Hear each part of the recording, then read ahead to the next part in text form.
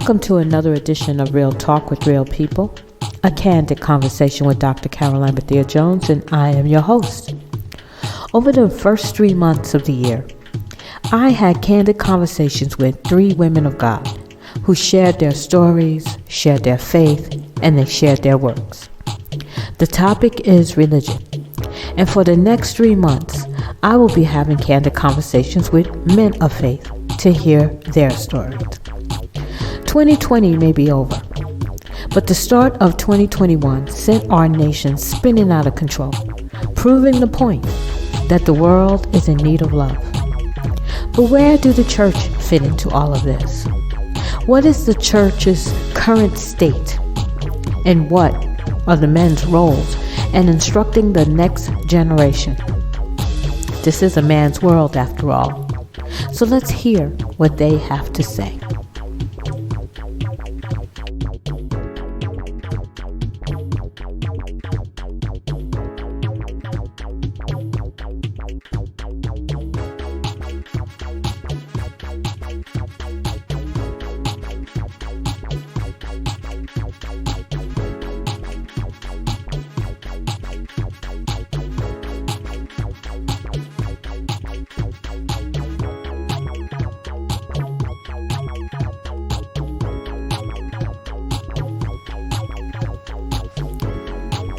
My guest today is Reverend Aaron Rogers, and he is calling in from St. Louis, Illinois.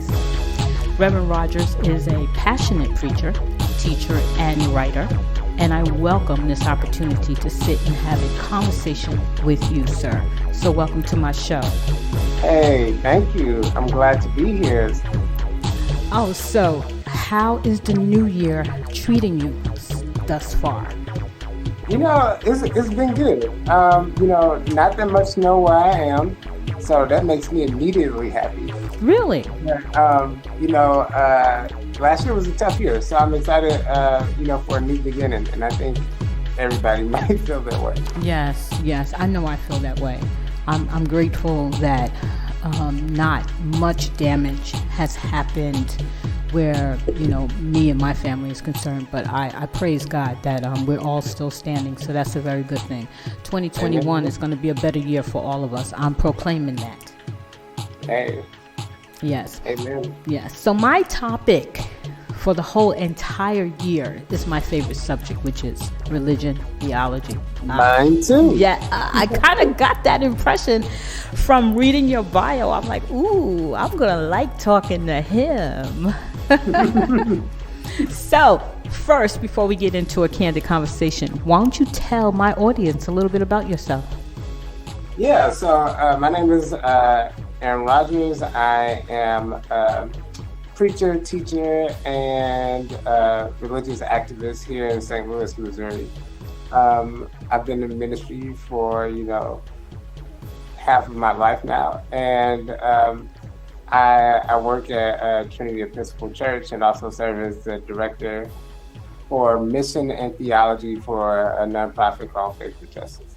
Okay, we're going to talk about Faith for Justice because I was on that website and it looked real interesting. So let's talk about that. Let's talk about Faith for Justice. Yes. What do you do? So Faith for Justice is an organization that developed out of the Ferguson uprising. Mm-hmm. The people who founded it because they realized that in a lot of their religious spaces, there wasn't room for a lot of social activism. Mm-hmm. One of the critiques that came out of Ferguson was that, the church people who, largely were, a good number of them were hands off. And then the church people who showed up late. So Faith for Justice was started so that, doesn't happen again. It was created to create, to give, space for people who, are deeply committed in their faith, but also, understand that, faith without works is dead. Oh, right? My God. And you that just God requires us. Preach on, because you just pretty much said what the theme is. Faith without works is dead. Yeah. Oh my God. That's exactly what I am trying to get to when I have these conversations.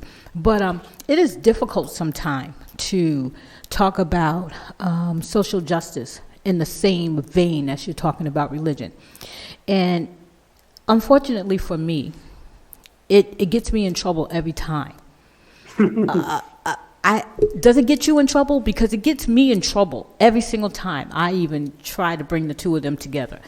Oh yeah, it certainly gets me in troubles, but that's what I believe the ministry of Jesus was about. You can't talk about, first John the Baptist was a troublemaker. Jesus was a troublemaker. Ah, All these people, all these people were troublemakers. I mean, so they, follow in line with, the late great John Lewis, who said that we should be, trying to get into good trouble. Um, yes, yes. and you serve a big, wonderful, creating God. Mm-hmm. It's hard to think that God is okay with the way things are. And so in my view, God is always creating. He's creating the world anew every day. He gives us new mercies every day, and so Yes. we join God in that work. When we shake things up a bit. So yeah, it gets me into trouble, but I enjoy it. Oh, okay. I kind of secretly enjoy it, but it's a little different from me than it is for you, and that's where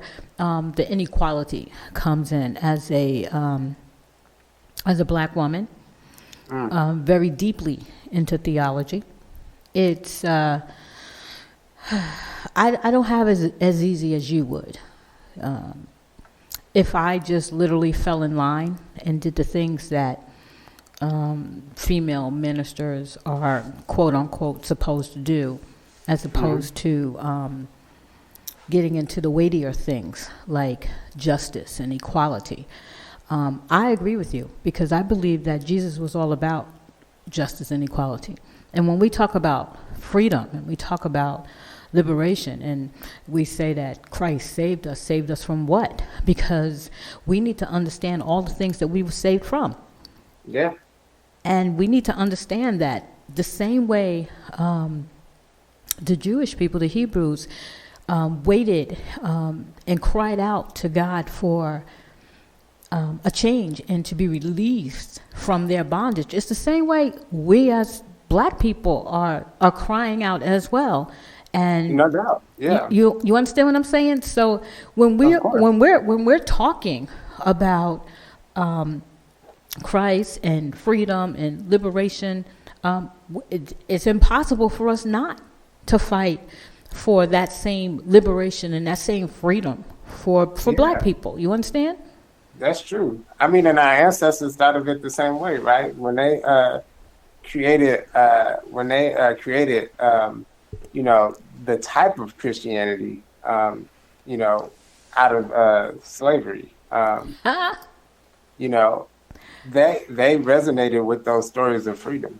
Yes. When they saw the crucified Jesus, they thought of the lynching tree. They thought of the oppression and the shackles and that sort of thing. And we, without that kind of resonation, without that sort of agreement between our two kind of accidental stories, even though that they happen, centuries apart. If we didn't have that, we wouldn't get, Harriet Tubman. We wouldn't get Frederick Douglass. Exactly. We wouldn't get all those people. Yeah. Exactly. And I don't think so many black people would be Christian either. Because, like you said, we identify with the suffering Christ. We identify with the rebellious Christ. We identify with the risen Christ because we see ourselves in Christ. Yeah. And I'm going to say this before we go on because I want to just lay out encouragement for you. It is definitely true that the way that Christianity has solidified itself today, that it has been in unfortunate agreement with certain evils, patriarchy, white supremacy, etc. But we do have we have the witness from our ancestors that even though our Christianity hasn't been perfect, we've always had the witness of dynamic people who have reminded us what it means to actually be Christian, and specifically for us, what it means to be Black and Christian. Christian, and specifically for you, what it means to be a Black woman and Christian. Yeah. And so we are in a long line of troublemaking women who have, shaped faith for centuries, and who have shaped my faith especially. And so get in some good trouble, girl. Go ahead. Well, do your thing. I'm gonna try not to get in too much trouble, but it is my intention to bring about a truth, and it's my calling. I think it is. So as much as I've tried to move aside from it, it just keeps hitting me back in the head. But we ain't gonna talk about that right now, because this is all about my guest. This is all about you.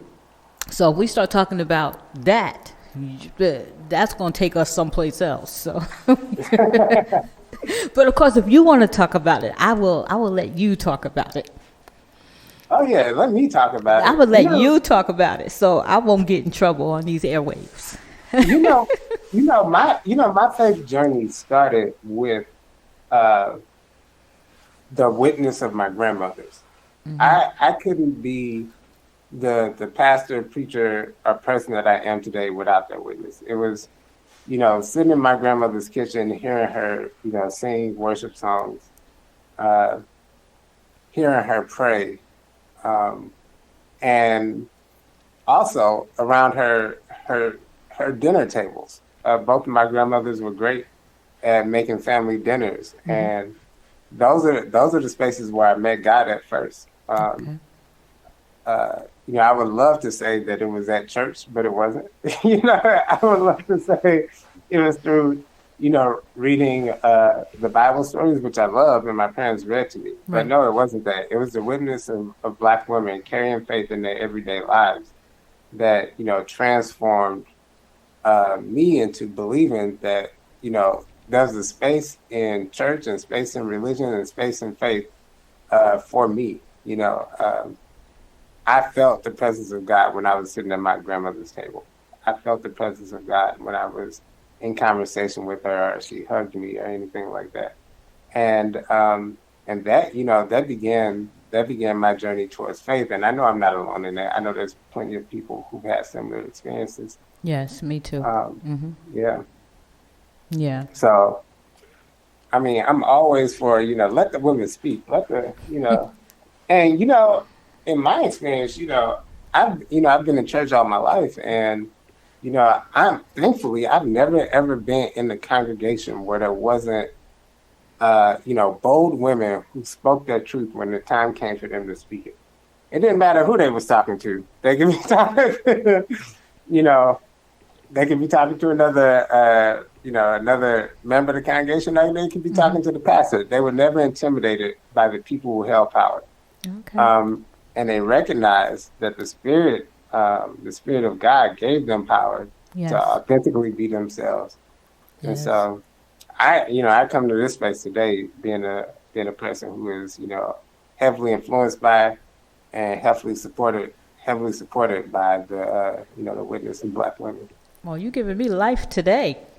I love it.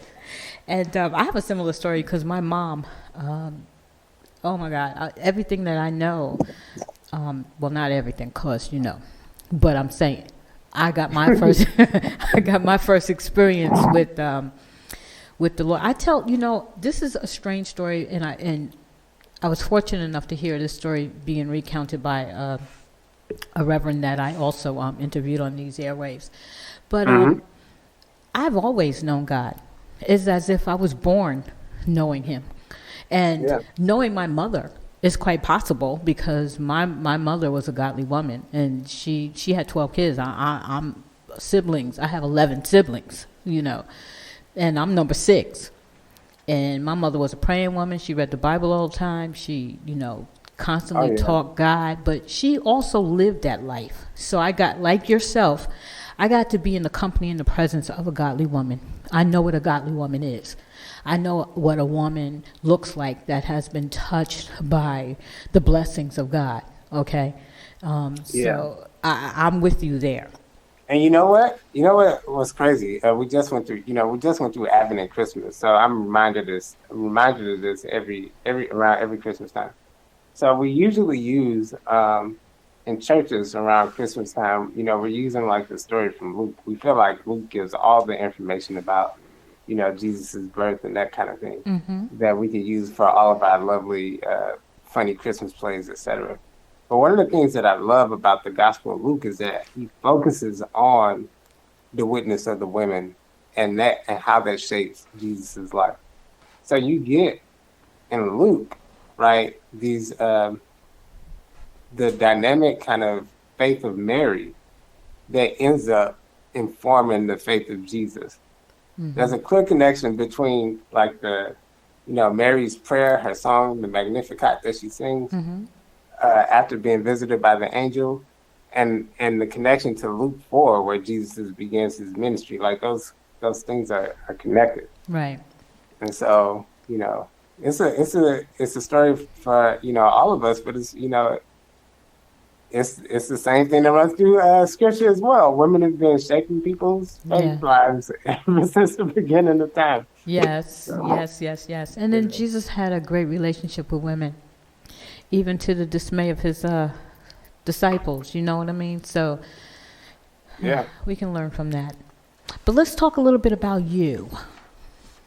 Let's talk about your faith walk. I know you gave us a little bit of information about sitting at the feet of your grandmother and even your mom, but what got you from there to where you are right now? How did you get there? Yeah. So I grew up always kind of being encouraged in the faith. It was a language in my household. It was a way of being. It was a way of life. I was around people who were spiritually connected always. Mm-hmm. I think that, and growing up, that was a resource for me, because I chafed at spiritual institutions as a kid. I was one of those kids that, my parents were kind of regimented in making sure that we routinely went to church early. We would go to church early, leave church late. My father was heavily involved in the church, and so was my mother. Mm-hmm. And honestly, I didn't like it. I was I was timely, even as a kid, wanting to be out on time. But one of the most pivotal moments for me was, when I was a kid, my family went through a house fire. Our house caught on fire one day, and we ended up losing our home for a bit. And while we were, kind of in this wilderness moment, while we were, trying to figure out what was going to happen next, we depended greatly upon, the relationship of people in the church, Mm-hmm. who, helped us out, who cared for us, who prayed for us, who nurtured us, not only with our physical needs, but also with our spiritual needs as well. One of the things that sticks out to me is there was the old lady in the church, called her Mother Keys. She was one of the senior members. She didn't have a lot of money, she didn't have a lot of resources and everything. But when we had a house fire, she invited us over. She cooked us a meal. Mm-hmm. And one of my favorite experiences as a kid was, she invited us into her backyard to just pick peaches from her peach tree. Oh. And I thought that was just so, so beautiful. What kind of, faith inspires somebody to that kind of generosity? Yes. There's a story in scripture of a widow. The prophet Elijah goes to a widow. She doesn't have much. She's like, hey, Yeah. I got, this one small meal for me and my kid, and we're going to And die. then we're gonna die. Yes. Yeah. And then, but, it's out of this position of, radical generosity. She ends up using the last that she has to care for somebody else, and she becomes blessed by it. Mm-hmm. And so that witness, hospitality and openness that began at my grandmother's table, followed me throughout life, followed me in this experience of the peach tree, let me know that, God kind of created a welcome table for all of us. And in life, when I was really listening, when I was really aware and attuned to what God was trying to tell me, I felt like I just kept seeing the table everywhere. Everywhere that I went, whether professionally, whether when I went off to college, whether, in different relationships, the feeling of God welcoming me, the feeling of God's presence, creating the open door was something that I resonated with and anchored me. And so that led me into, wanting to, investigate that more. How can I be a conduit for this type of generosity and love and welcome that I've been feeling in my life? And, before I knew it, I started to become involved in church, started to do different things. I'm just trying to just show the generosity that I had felt God had been giving me. And, one day I felt a calling, and I shouldn't say one day because it never happens in one day. No. I think that, people, God sends road signs and he sends people to help prepare the way for you. Just like he did Jesus. He sends people to prepare the way. And it was something that I fought because I, wasn't a fan of institutions, and I wasn't a fan of how people used and abused power. And so I thought, I had largely turned off to it. I wanted to do good where I was, and that's all I had thought about. But one day, I heard a story. A friend told me, and I don't know if this is true or not, but he told me it, and it resonated with me. He said that the reason why so many church doors are red is because way back when, churches were places of sanctuary. And so they painted the doors red so people could easily recognize that those were places of sanctuary. And in my experiences, churches have been a toss-up. They had either been, places of sanctuary, or they had been places of, predators. It was a genuine toss-up. But I felt like the one thing that I could contribute, to this community of faith, to people, is by making the church a sanctuary again. And so that began my journey towards, being a person who, not only was a person of faith, but a person who, began to teach and preach and share faith with others, help people grow in their faith, help people develop in their, in their walk with God and in their discipleship. And so that journey started for me maybe about 17, continued on all throughout my college years, and became a professional experience for me when I got older.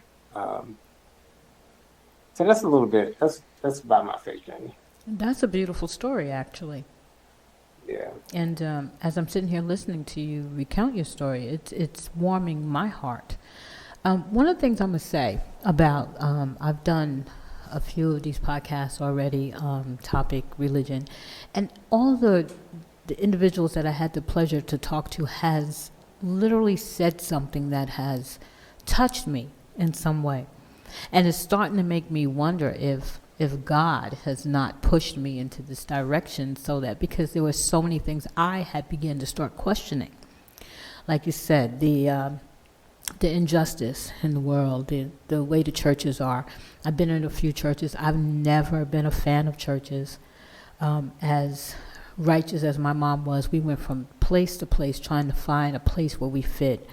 And so we studied everything from Jehovah's Witness to holiness churches to this church and that church. And it just seemed like there was never a fit, never a good fit. I've never found a good fit in a church. And I began to sometimes wonder, like, what is happening? Because I love the Lord with all my heart, soul, mind, body, and soul, And I would always question, like, why can't I fit in? Why can't I fit in? Where can I go where I can fit in? And, it's always come back to me, you're not supposed to fit in. I don't want you to fit in. You're not here to fit in. You're here to do what I have called you to do, but you ain't here to fit in. But it's refreshing to hear you you say some of the same things in the sense that you didn't really feel like church was for you. And, but here we are. It seems like we are the reluctant, I don't know the word for it, but in my travels, I've always ended up having conversations with individuals who feel like I feel, in some way have the same heartfelt story. So thank you for sharing that, actually. Yeah, the voice of God always starts with a disruption. You look at every story where, people became, people of faith. There was always a catalyst. There's always a disruption. Always an uncomfortable feeling before, and that's because, in a lot of the places where we situate ourselves, unless we're uncomfortable, we're not really listening. We're not really trying to be aware of what's going on. And so when we feel uncomfortable, when we feel an uneasiness, unreadiness, that's a gift of the Spirit. That's the Spirit, pushing you to get you in a different position so you can, see where God is leading you or God is talking to you. Right. Yeah. Hopefully, I'm inspired by, I think of, the story of Abraham who, just got an uncomfortable feeling and had to get up and move, leave his own homeland or, right.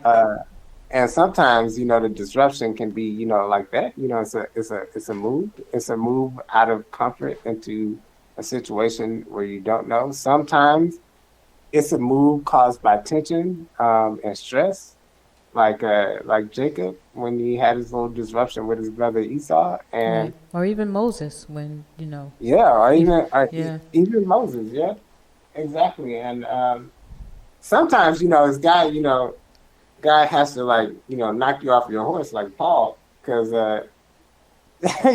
you're just so well accustomed to what is going on. Yeah. But it happens in different ways, but it's still, all of it is still, the Spirit guiding us to where we probably need to be. I love how you recount the stories. One of the things I always say, it is the stories of the Bible that has always touched my heart. I always can find a story that I can resonate with. Like, I recounted this the last time I was interviewing somebody, but the story of Hagar and what she has. I love this story. Powerful story. And one of the things that really, really, really would get to me is the part where she recognizes that God sees her. You are the God who sees me. And I think that has always been a story, my story, I always felt. Because I always felt like God saw me when nobody else did. When nobody else did or seemed to care that I may have been going through some things or that my burden was really, really heavy. And it was like, the story is like everyone sees Hagar. It's not like she's invisible. Even Abraham knew she was being mistreated. But it's like nobody did anything or said anything to the point in which she was so broken down that she needed to run away. Where was she going to go with child and no place to go? But the focus of the story to me was not that part. The focus of the story was the fact that she recognized a God who she didn't even know, first of all, and that this is a God who sees her, that she can be seen by someone as great as God. And that, that's the same story that Mary had, when she says in that song, the Almighty has magnified me. Like he's counted me worthy. He's given me favor when nobody else thinking I should be favored. Exactly.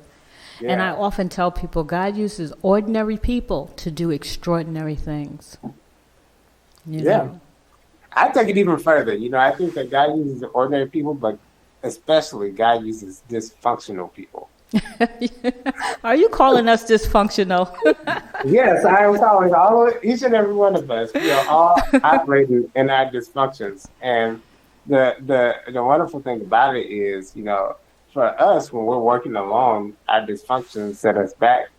They, get in the way of things. But when we're working with God, our dysfunctions become, you know, the places where we can let light enter. Uh, they become powerful, places to do transformational things. Right. So do you work with the youth? Do I work with you? Yeah. Oh yeah, I work with young people all the time. For a number of years, while I was living in New Jersey, I only recently moved back here to St. Louis. But for a number of years when I was in New Jersey, I helped run a mentoring organization and did mentoring and work and that sort of thing. But yeah, young people have always been at the really at the heart of like the message for me. The message of faith, I think, maybe because I received the Lord at a young age, or heard God talking to me when I was young, that I have a special, I got a special love for young people trying to figure out, what the voice of Right. God sounds like. Yeah. Yeah. Yeah. That's very important because it sometimes can be very confusing. Yeah. Yeah. So I'm often asked this question. I'm gonna ask you. So I'm often asked because I have a women's ministry, and I teach women empowerment. And what does that entail? A lot of it entails a lot of things, but biblical studies is one of them. I'm constantly asked, you go through all this trouble to make these righteous women, but where are the men? Who's teaching the men how to be righteous? So I'm gonna put that out there for you. Who's teaching these young boys and these young men to be righteous, as we are trying to bring out and bring in righteous women? Like who can find a virtuous woman? Well, I can find a virtuous woman. So, but my point is, who's helping the men? Who's helping the men? I got two reflections on that. Okay, I want to hear them both. Yeah. So the first reflection is I want to acknowledge and appreciate that there are, tons of men out here building into the life of young people, um, and doing it in very powerful ways. I love the man who, gave a witness to me while I was growing up. I am one of those men in the community now. There's tons of men out doing things that are, spiritually uplifting people. And the other reflection on it is I'm going to say that so much of our society, we talked about the invisibility of Hagar, or how she felt maybe invisible in some of those connections. I think that, for Black men, invisibility is a huge thing in our society. And they're around, right? Just like you were talking about Hagar. She was around and people saw her. Right. But they didn't see her. But they didn't see her, yes. Yeah. And so, and that's going back to, Ralph Ellison's powerful work, The Invisible Man. But for young Black men, they feel invisible in society. They feel invisible unless they show up in particular ways. There are, in a lot of circumstances, not life-giving to them. And even though that they are, even though they may look like pretty boxes, et cetera. And so I've been in a number of churches that said they wanted men and young men in the church, but didn't do ministry to them. And that's my question. Yeah, they're like, just come to church. But with everybody, even with young people, it's true with young people and it's true with young Black men. The same thing. It's like you have to do ministry to those people. You have to speak to them. You have to, let them know that the voice of God is talking directly to them. And so, churches that have men in that church is because like they give men responsibilities in the church. The men are doing things like they're they're leading ministries. Mm-hmm. They are provided like a welcome table to be active and that sort of thing. And those places, men show up. They hear God speaking to them. They feel God is being involved. But for the vast majority of places, we think that, it's just enough to have people come into the sanctuary. It's just enough to have people, show up. And that's not necessarily the case. You gotta, it's one thing to have people show up, but you gotta reach out to them. You gotta connect with them, and you gotta facilitate the connection for them with God. You gotta show them how God is speaking directly to them. And in the vast majority of cases, people find it hard to see how God is speaking directly to them, especially in spaces where the spaces are constructed in such a way that people, can't get a glimpse of God up in there. Mm-hmm. And so, but, in any space, it's important for people to feel like God is talking specifically for them. Virginia Woolf used to say this about women, but I apply it to everybody. She used to say, women need a room of their own. And I thought that was a wonderful idea. Mm-hmm. And I think it's an idea for everybody. Everybody needs a room of their own. And so, I applaud organizations that, continue to do that. Organizations like, Black Male Achievement, Right. the Black Man Can, 100 Black Men, even fraternities and fraternities especially. But, people who are creating a space for young Black men to have a room of their own. And when they do, when they get a room of their own, when they hear God talking specifically to them, feel people doing ministry Mm-hmm. specifically to them, they thrive. Right. Every time. I agree. And I'm glad you mentioned some of those places and some of those spaces because it's important. Yeah. And like yourself, we also have to know that there are men who do hear, young men who do hear the voice of God. And maybe they have not responded as of yet, but they will. They will. In the same way that it took you or even me a minute to realize, almost like the story of Samuel, when it took him a little while. It took him 3 times, I think it was, when he realized it was God calling to him. So I think we do need to give the space for these young men to figure out what they're hearing. And I think your grandson was affiliated with an organization called the Sigma Beta Club. Yes. And I have to say that the person who runs the Sigma Beta Club, I'm just name drop right quick, Denava Williams, Mm-hmm. such a powerful, strong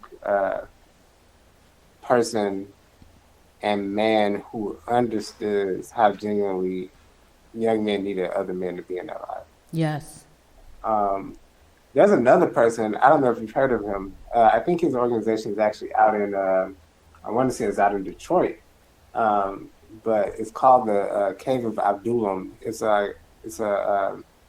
like a martial arts place that teaches, young men martial arts, but it's also, mentoring is a huge part of that. And his specific niche is, making sure that young men understand and connect with their emotional side. Mm-hmm. So he's raising quality young men up there who are not afraid to see themselves as whole beings, whole people. Right. And it's just an amazing work. But yeah. And I have to applaud that kind of work because it's necessary. It is definitely necessary. So let me ask you a question. So religion is our topic, and that's what we're talking about. But how does religion affect the behavior of human beings, of us? Do you think that religion plays a big part in that? In the way people behave and if, all right. Do you think someone who appears or think that they're religious will behave differently than someone who does not believe in religion or have a religion? Well, so I think, there's two sides of that coin. So Religion has been throughout human history a positive influence, but it's also been a negative influence, right? So we have, for instance, I think about, you know, some of the domestic terrorism, in the United States that's based on white supremacy. Those people are heavily religious. They go to Yes. church probably every Sunday. Yes. Yes. The people who lynched my ancestors went to church every Sunday. Yes. Um, I think that so religion itself, is obviously just a tool. It's a roadmap that magnifies um, intentions and lays out a framework, to help somebody, get to the divine. Now, because humans are imperfect, it is perfectly possible for somebody to be in the religious box and never touch the divine. Okay. But what religion does is it's supposed to, create space for worship and connection to the divine to happen. I Okay. think that, and at its best, that's what it does. At its best, you can walk into a religious space and feel the presence of the divine, and it makes it easier for you to try to connect with God. You can hear songs or hymns, and those things resonate with you in a special way. They give you a special articulation of your connection with God, and they take you to a place. Mm-hmm. And all of that, requires you know good quality spiritual intention, because religion itself is just the outfit, right? Mm-hmm. But um, you and I can wear the same outfit, but you might wear it better. I can't do the same style that you do, the same flex that you do. You might make it better. And so I think of religion in the same way. It's an outfit, and but what really makes the outfit is the personal style, the personal connection the person has with God, um, the their connection to the things that they are putting around themselves to lead them into a spiritual place. And so I love religion. Well, I haven't always loved the institution of religion. It has frustrated me on numerous of I occasions. was going to ask But, you. I was like, okay, you love but, religion. but, Okay. but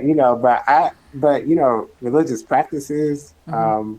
it was at church where I learned how to quiet myself, how to, listen to the voice of God. It's at church where I fell in love with, the sound of human voices when I heard them singing in the choir Mm-hmm. or anything like that. It was at church where I learned, um, how to really be, how to really appreciate something with curiosity, like a divine curiosity, like, how to learn how to see God in different aspects of life. And so I definitely think that there's a benefit, for religion, religious spaces and places. But ultimately, it matters, where the human heart is, where the human intention is, and all of that, um, to steer it in the right way or the wrong way. Oh, absolutely. Again, this is not a podcast that's vilifying religion. Not at all. Yeah, I'm just basically want to see how far we've come. What is the future of religion? I mean, what yeah, role do they play? When you were talking about the young men and how they were being nurtured in their own space, that space that you were speaking of was still outside of the church, outside of traditional religious places. So my question and my thoughts are, where is religion headed? And if I ask you a question about consciousness, what do you think about consciousness? Recently, I read an article. You may have seen this article. It was a scientific article that says now the scientists believe that consciousness creates your reality, as before I think it was reality they thought created consciousness. Do you know what I'm talking about? yeah. Say more. Okay. But so what are your thoughts about consciousness? And when I say consciousness, because even in the Bible it talks about you have to change your mind, you have to change the way you think. Religion to me seems to be, you mentioned an outfit. It just seems that everybody conforms to the same way, as opposed to all right, I don't know if I'm saying this correctly or that you understand what I'm trying to say. God said it like this. He said, my people honor me with lip service, but their hearts are far from me. And I wonder how many people actually have a consciousness of God, or are actually conscious of the God even inside of them. Yeah, that's a powerful point. I think that most people, autopilot throughout life. They follow scripts that have been given to them, and very rarely, do people actually investigate those scripts. Take the time to really think about what's embedded in them and question it, and to to really kind of get at what the heart of it is. Jesus said, the truth should make you free, and a musician said, but first it'll piss you off, and that's exactly right. I think that's very true. I think that, so the majority of us, tend to, go through life on autopilot, and God doesn't want us on autopilot. And anything that we form with human hands can move us into a place of autopilot. Institutions, boxes, religion, all the things, anything that we create with human hands or human thoughts can get into a routine of things where we forget to, look up, or we forget to make an authentic connection to, what is actually happening. I remember I worked for a couple of years. I told you before, I worked for a couple of years in mentoring, a few years in mentoring. And, one of the things in mentoring was, every once in a while, we would come out, we would analyze. And as I moved up in the field, I started thinking about the field more, about how to, actually advance like the mentoring field.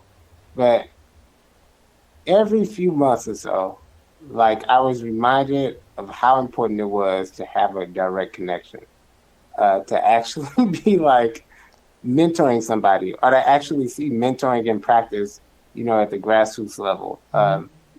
We call them practitioners in the mentoring field, to see what actually happened. The same thing is true, I think, with any institution that we develop.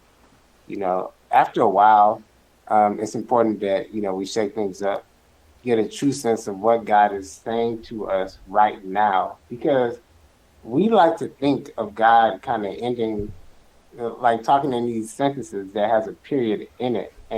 But if God is still speaking to us, we have to recognize that there's a comma, and then God continues. Yes. God continues in his revelation to us. God continues in growing our consciousness. And so I think, in terms of, to talk a little bit about the future of the church, I think that, or the future of religion and spirituality in general, people will always be spiritual beings. I think that we can create things that enhance that or get in the way of it. I think right now we're at a space where we are trying to figure out, we're at a shift in terms of what it means to be human. So much has changed in terms of like life and living, and how we get access to people or how we don't get access to people, how we connect with people or how we don't connect with people.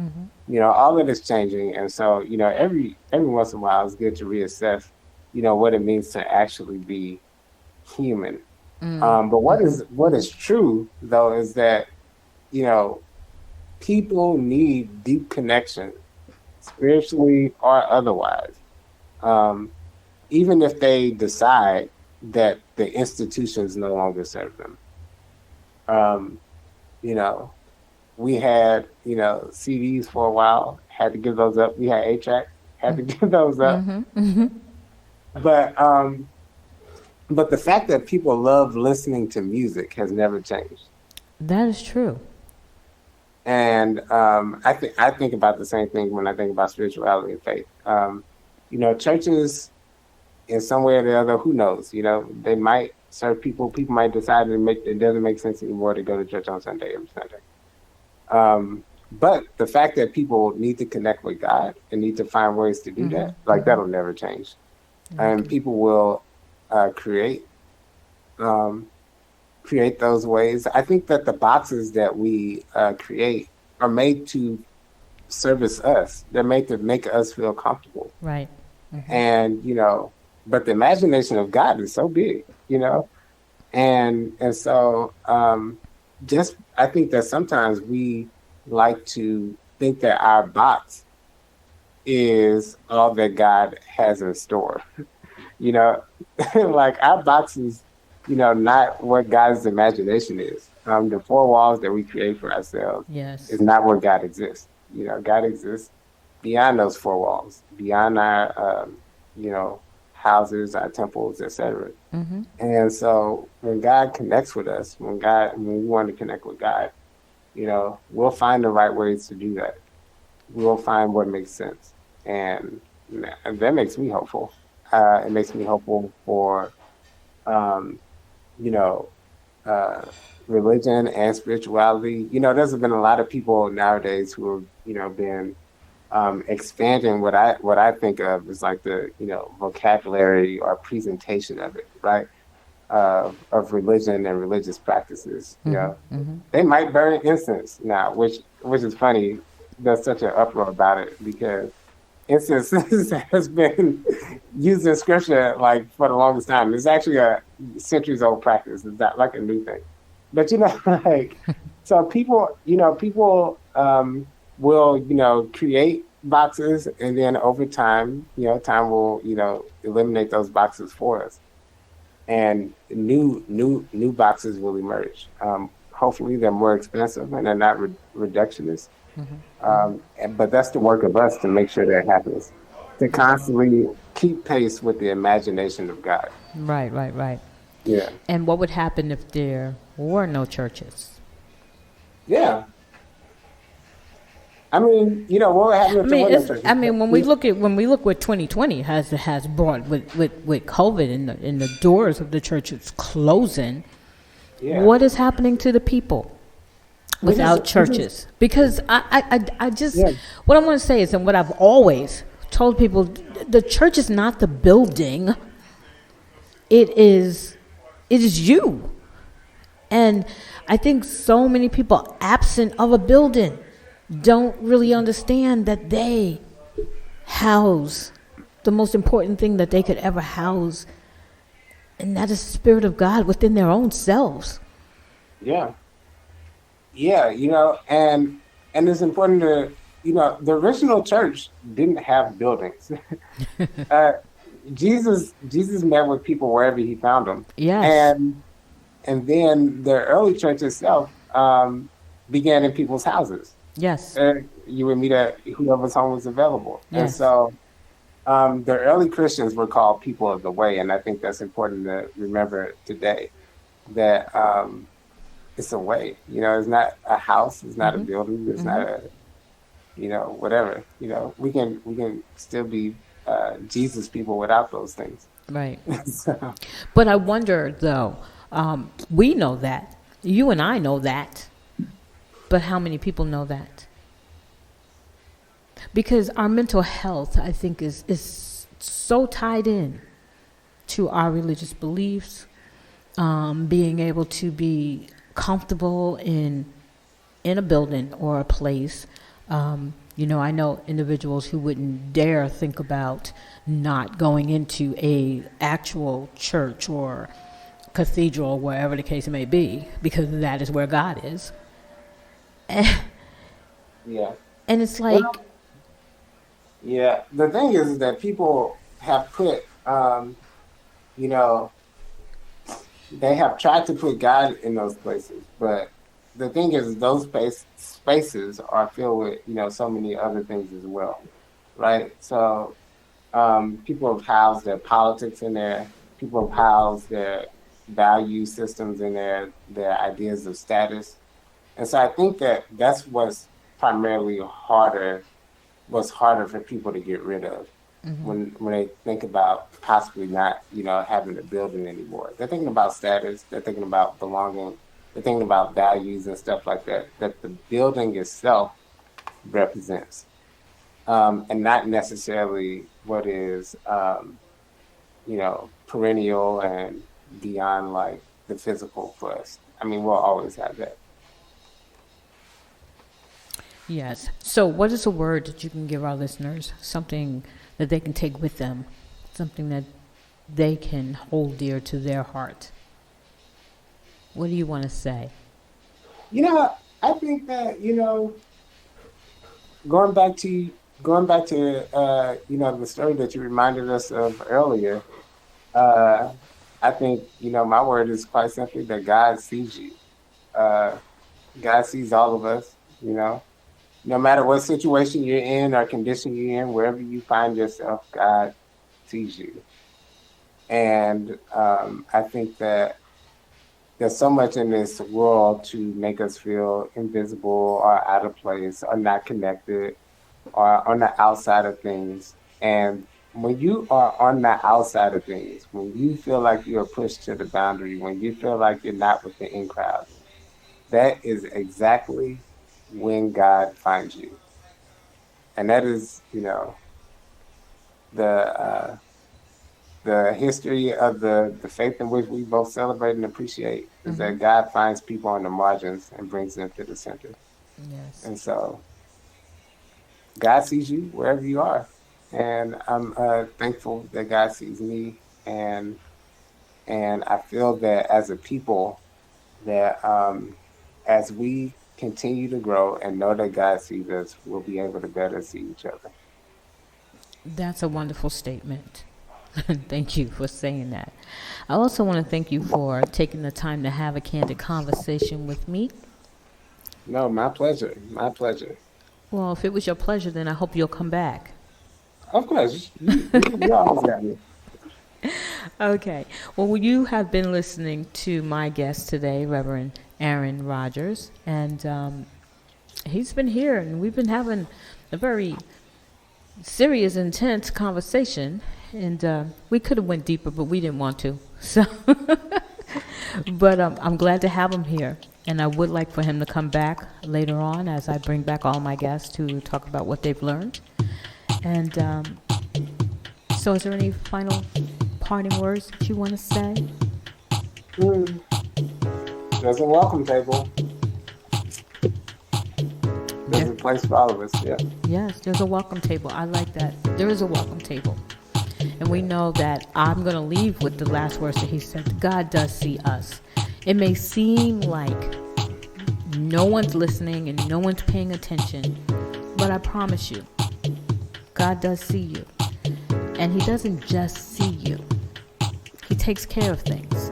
Because if you remember the end of the story, he sent Hagar back with a promise. And God sends us back with a promise as well. So, until next time, this is Dr. Karoline Bethea-Jones, and you've been listening to Real Talk with Real People, and I will see you next time. And we have come to the end of another episode. My name is Dr. Karoline Bethea-Jones, and I am your host. And just a little bit of information to give you about Sisters Helping Sisters in Christ Ministry. Sisters Helping Sisters in Christ Ministry is a 501c3 nonprofit mentoring ministry committed to forming a strong bond among women for the purpose of encouraging, motivating, uplifting, strengthening, and empowering women to achieve their goals.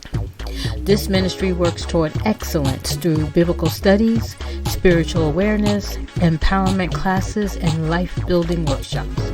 This program was developed to encourage, uplift, educate, and empower women who have a desire to change their lives. All levels are welcome to attend. Hope to see you again next time with another edition of Real Talk with Real People, a candid conversation with Dr. Karoline Bethea-Jones. See you soon.